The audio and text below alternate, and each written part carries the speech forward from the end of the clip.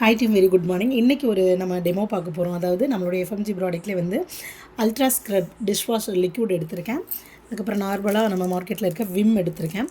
So இது எந்த அளவுக்கு ரியாக்ட் இருக்குது, நம்மது எவ்வளோ தூரம் நல்லா இருக்குது அப்படின்றதுக்கு ஒரு டெமோ இப்போ நம்ம பார்க்கலாம்.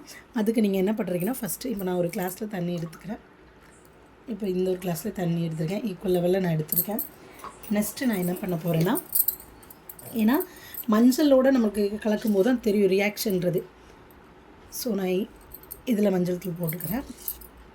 அதே அளவு இதுலேயும் நான் மஞ்சள் தூள் போட்டேன். ஸோ இதனால் மிக்ஸ் பண்ணிக்கிறேன். இதையும் கொஞ்சம் நல்லா அப்படியே மிக்ஸ் பண்ணிக்கிறேன். ஸோ நல்லா மிக்ஸ் ஆகிடுச்சு, சரிங்களா? ஸோ நான் இப்போ நம்ம என்ன பண்ண போகிறோம்னா, நம்மளுடைய அல்ட்ரா ஸ்க்ரப்பு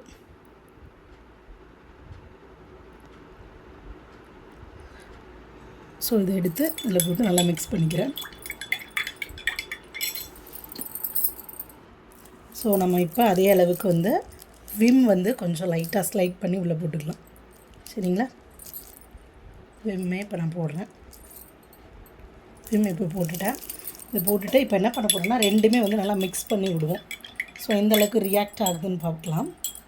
ஸோ உங்களுக்கு தெரியும் மிக்ஸ் பண்ணும்போதே எந்த அளவுக்கு ரியாக்ட் ஆகுதுன்னு.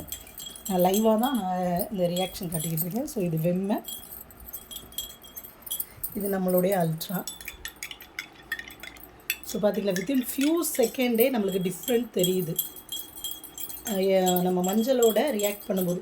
ஸோ இந்த அளவுக்கு கலர் சேஞ்சஸ் ஆகும்போது அப்போ நம்ம பாத்திரன்றது கையில் தான் நம்ம விளக்குவோம்.